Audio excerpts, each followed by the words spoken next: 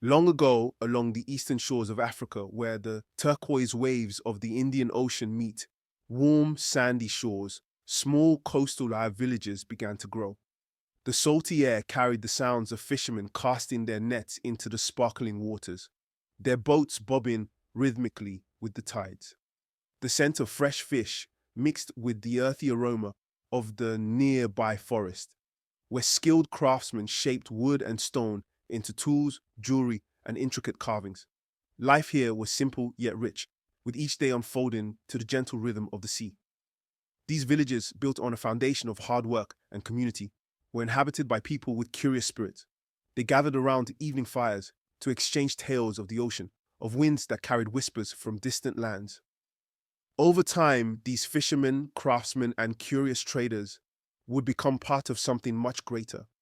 As foreign ships began to dot the horizon, bringing visitors with silks, spices, and stories from lands beyond, Kilwa and the other villages found themselves at the center of a thriving network of trade and cultural exchange.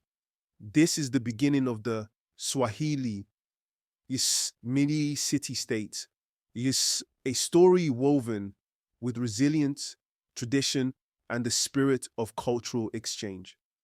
Through each interaction, these coastal villages grew, not only in wealth but in spirit, eventually transforming into flourishing city-states where cultures, goods, and ideas flowed as freely as the ocean tides. The beach is alive with activity. Kato, a young fisherman with a bright spirit and keen eyes, stands on the shore, shading his gaze with his hand as he peers towards the ocean.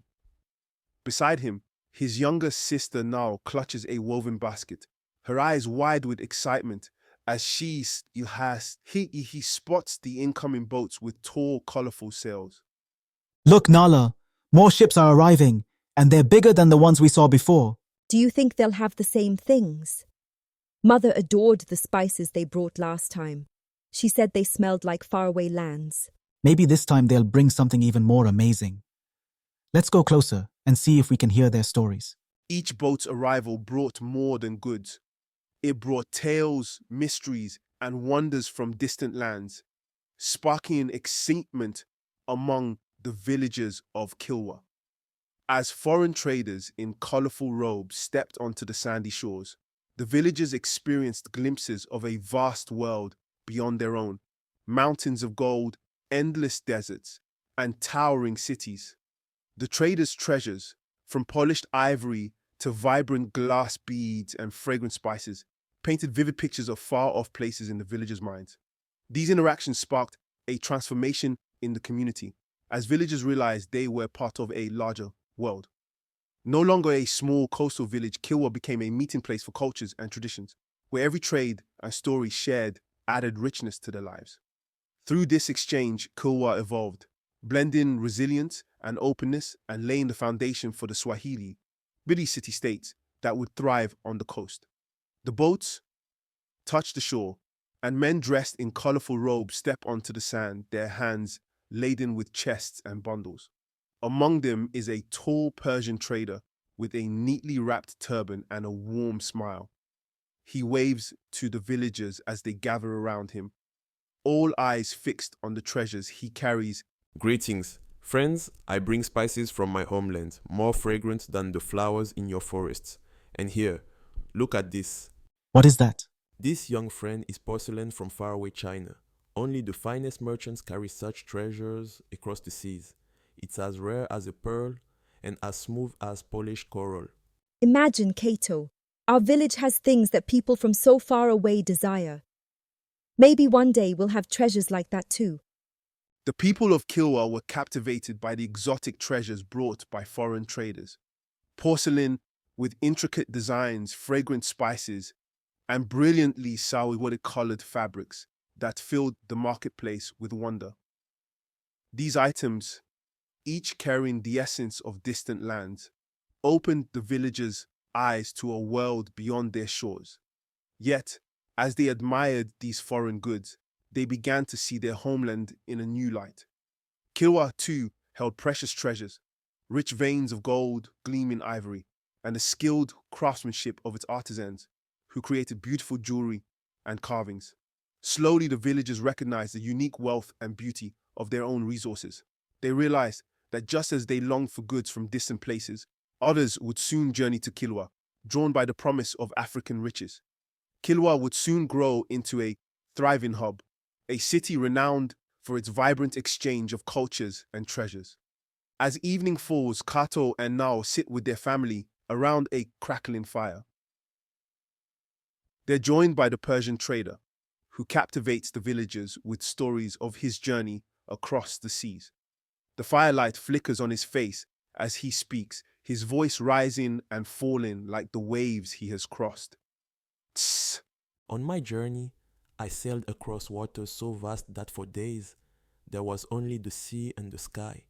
I saw storms that howled like a lion and waves that rose as high as mountains, all for treasures and wonders like the ivory and gold from your land.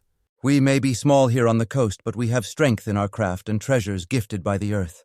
Did you see any strange creatures out there? My friend said the sea has monsters that guard treasures. Oh, there are strange things in the deep, young one, but sometimes the greatest treasures aren't guarded by monsters, but by trust between friends across waters. Each new story and treasure brought by traders stirred excitement in the people of Kilwa, awakening a sense of adventure and connection to the world beyond their shores. Once a simple village defined by familiar routines, Kilwa transformed into a vibrant place of exchange, where tales of distant lands and exotic goods filled the minds of its people with wonder. Traders spoke of rivers sparkling with gold, towering cities, and bustling marketplaces, sparking curiosity among young and old alike. As they listened to these stories, the villagers began to see their home as more than just a place to live. It was a gateway to a larger world, a place that could thrive through exchange and friendship with those from afar.